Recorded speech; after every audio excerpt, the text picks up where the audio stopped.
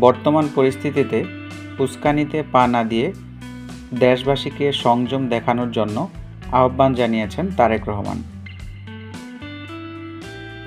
ভারতের ত্রিপুরা রাজ্যের আগরতলায় বাংলাদেশের সহকারী হাইকমিশনে হামলার ঘটনাকে কেন্দ্র করে দেশবাসীকে উস্কানিতে পা না দেওয়ার আহ্বান জানিয়েছেন বিএনপির ভারপ্রাপ্ত চেয়ারম্যান তারেক রহমান।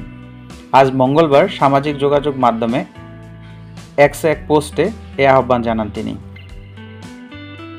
বাংলাদেশ অনেক চ্যালেঞ্জের সম্মুখীন হচ্ছে, কিন্তু আমরা মূলত ধর্মীয় সম্প্রীতি এবং আঞ্চলিক সার্বভৌমত্বের দেশ ছিলাম এবং থাকব, যেখানে জাতি, বর্ণ, ধর্ম নির্বিশেষে প্রতিটি নাগরিকের অধিকার ও স্বাধীনতা সুরক্ষিত থাকবে।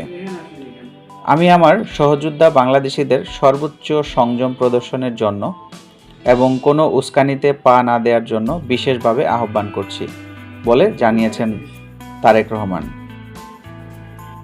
তারেক রহমান বলেন, আমরা গণতন্ত্রের চেতনা সমুন্নত রাখার প্রতিশ্রুতি দিয়েছি, যা বিশ্বাস, আস্থা এবং মতাদর্শের বৈচিত্র্যের উপর ভর করে আছে। বাংলাদেশের জনগণকে নির্বাচনে অংশগ্রহণের মাধ্যমে তাদের নিজেদের ভাগ্য নির্ধারণের ক্ষমতা দেয়া হয়েছে।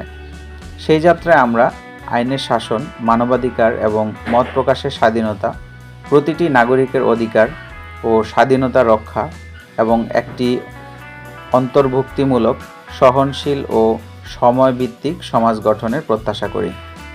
বিএনপির ভারপ্রাপ্ত চেয়ারম্যান তারেক রহমান বলেন, স্বৈরাচারী শেখ হাসিনার পতনের পর থেকে কিছু ভারতীয় মহল থেকে বাংলাদেশের বিরুদ্ধে গণমাধ্যমে উস্কানিমূলক মন্তব্য এবং রাজনৈতিক বক্তৃতা বাড়ছে, যেখানে এখন ভুল তথ্যে ভরা ইকো চেম্বার রয়েছে, যা ক্রমাগত বাংলাদেশ বিরোধী মনোভাবকে উস্কে দিচ্ছে।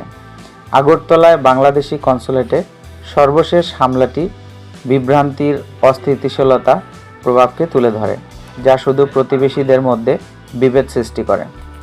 তারেক রহমান বলেন, আন্তর্জাতিক স্টেকহোল্ডারদের অবশ্যই স্বীকার করতে হবে, প্রায় 200 মিলিয়ন জনসংখ্যার একটি অস্থিতিশীল বাংলাদেশ কোনো দেশেরই চাওয়া নয়।